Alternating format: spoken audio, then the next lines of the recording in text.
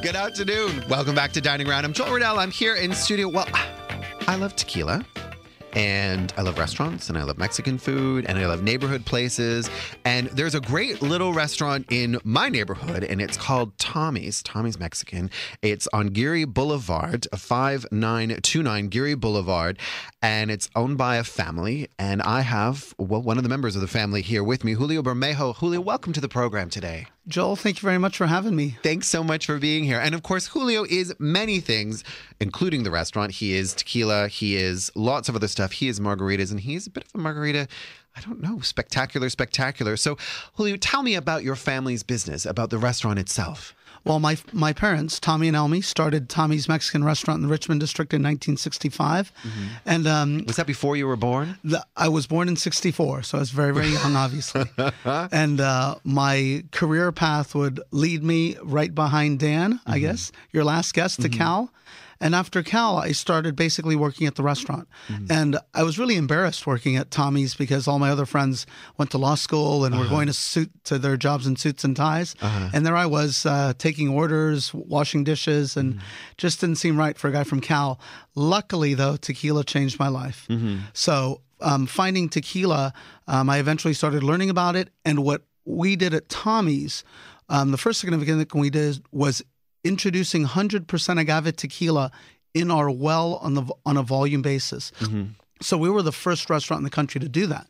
Before us, everyone, I mean, there was a top shelf, right, and then the well. Okay. And what is the well? What would, not, obviously you don't serve that at the restaurant, but for the sort of, what would the well have been? Well, generally at any establishment, the well is the least expensive alcohol they're probably serving. And at a Mexican themed restaurant, it'd be mixto tequila or tequila that's not 100% agave. Okay. It's very inexpensive and just the only issue, it's perfectly fine, but I wanted to serve tequila the way it was originally produced, which was 100% agave. Over a couple of decades, it had been pretty much over-commercialized, and the consumer was only led to believe that this kind of tequila, which wasn't 100% agave, was the one that he or she should use for all their applications. Right, not just sipping, but for making margaritas and making other cocktails and tequila sunrises and all of the rest of it. And we changed that. We started putting 100% agave in everything. So a guest that would come, he or she could order the least expensive thing and be getting the best ingredients out there. Which is important in a family restaurant like yours, because everything that's on the table is, well, it's delicious and it's cared for. And as a diner at Tommy's, you really do feel like part of the family. It's a lot of fun, and you well, we really want to try to make you feel at home, but also we want to let you enjoy the things that we'll enjoy as well. I mean, you know, many tequila companies over the years had told me that if I had poured less expensive products, I'd, maybe could have put down a down payment on a house in Seacliff. But then I told them, yeah, but I'd never drink at my own restaurant. Right. So the quality of what we're trying to do mattered the most. And you work very, very hard at the restaurant itself. So I want to know, so is this the catalyst for Tommy's famous margarita mix? Yeah, exactly. So from the bar at the restaurant, by pouring 100% agave all the time, then by using fresh squeezed lime juice, et cetera, in our margaritas. But we also had another game-changing thing that we did. And about 17, 18 years ago, we were the first restaurant in this country to use agave fructose as a sweetener in cocktails. Now, it was absolutely luck. Right. I mean, I certainly wasn't researching byproducts of agaves and things like that. Basically, agave fructose became available as a sweetener for the health food industry. And then it seemed just easy and natural to start using that in margaritas as opposed to triple sex or other sweeteners that people use. So in a No, I was just going to ask because triple sec is a liqueur that has a bit of an orange flavor to it. Yes. Right. And whereas the agave nectar, is that an alcoholic nectar or a non-alcoholic nectar? No, it's a non-alcoholic syrup. Okay. That has a faint honey-like taste. Okay. And but again, non-alcoholic, no orange flavoring. But the reason it was really significant to me was that because it had no orange flavoring and it also had no other alcohol, it actually allowed you to taste the tequila you were going to put in your margarita. You know, as beautiful as some of these wonderful high-end triple sec and liqueurs are, they can sometimes overpower some of the delicacies of tequila. Well, and they are brandy base. Grand Marnier is cognac based, Cognac and then, based. Sorry. for example, Cointreau is grain neutral spirit based. Okay. But more importantly, again, those flavors and those beautiful products just overshadowed tequila.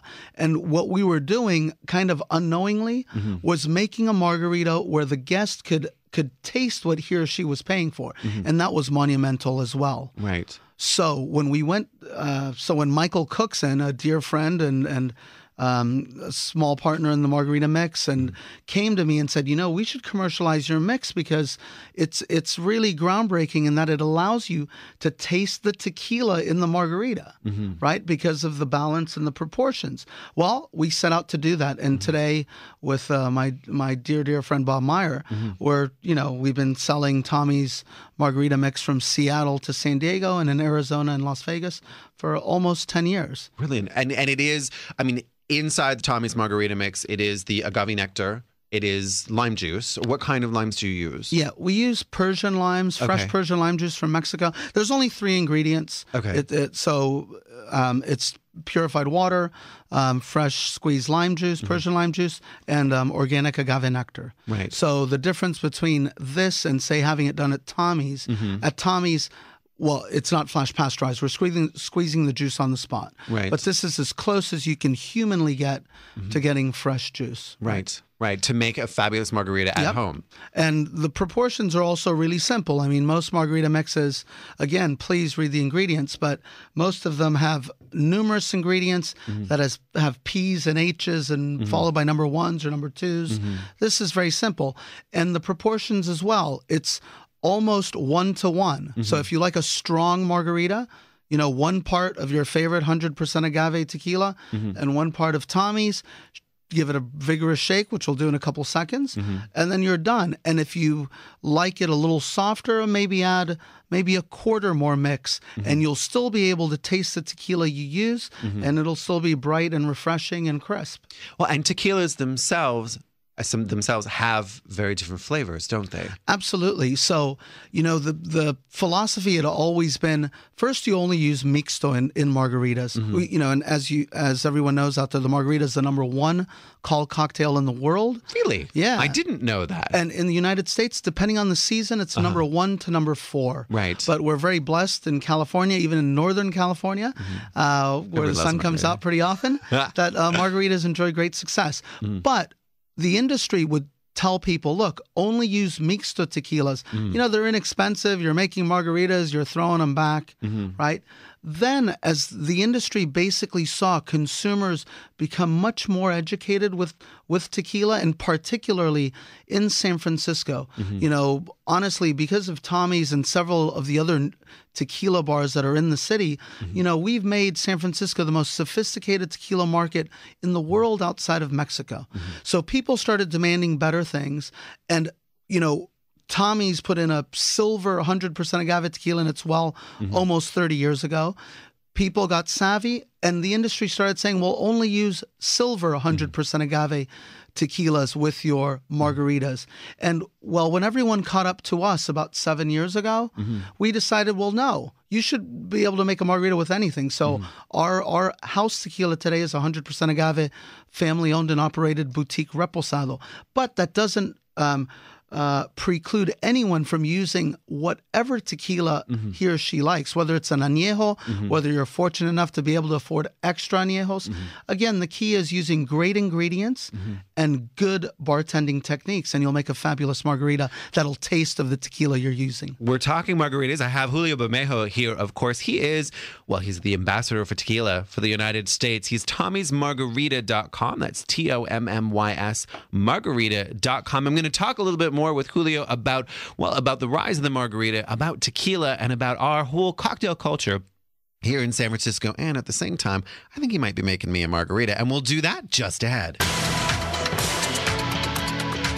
You're listening to Dining Around on News Talk 910. So we have Julio Bermejo here as well in studio, and we're talking Tommy's margarita mix. And I think we might be making a margarita at some point here. What do you have there in front of you? Or aren't we going to make a margarita? Oh, no. Hopefully we're going to make more than one. And, and okay. just to let you know, tequila goes great with garlic as well. See, perfect. Tequila and garlic. So we should all go down to the garlic festival and have a little bit of tequila. I'm just filling my shaker with some Espolón Reposado, which is a beautiful 100% agave reposado. And reposado is there's añejo, reposado, and there's actually, so there's Blanco, which is basically unaged tequila, or tequila aged no more than 59 days. Then Reposado is tequila that's aged from 2 months up to 1 year in barrels no larger or in any size oak container. There are Añejo tequilas, which are aged from 1 to 3 years in barrels no larger than 600 liters.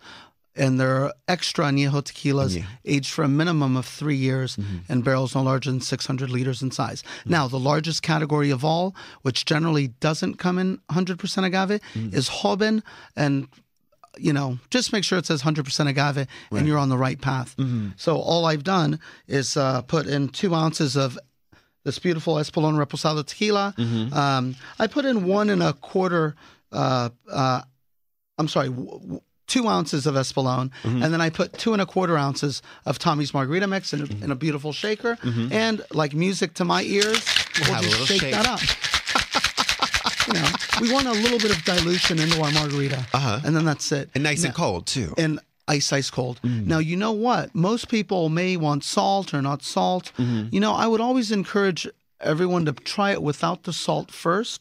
And if you don't like the way it tastes because you happen to love salt, salt your margarita. But honestly, the proportions for the Tommy's margarita are really, really dead on, and dead on in terms of allowing you to taste what tequila you're using. So the salt will kind of throw off that taste. Well, and why is the salt? How did that come to be?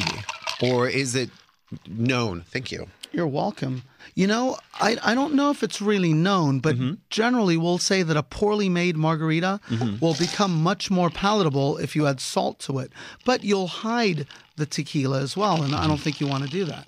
So this is crisp, it's bright and refreshing, yet you can still taste some oak tones in the Espolón, right? You get some cooked citrus, which is what oak does to Highland-style tequila, like this is. And you get the bright citrus from the mix. And it's very pleasant. It's very pleasant indeed. Yes. We're going to finish the program right now, and we're just going to hang out and drink tequila. Woo! No, I'm just joking. Thank you. This is absolutely delicious. Yeah, and again, if you use a different reposado, it'll taste of that reposado. You use a blanco, it'll taste of that blanco. And that's truly the power in the mix. Do individual tequila houses have their own style?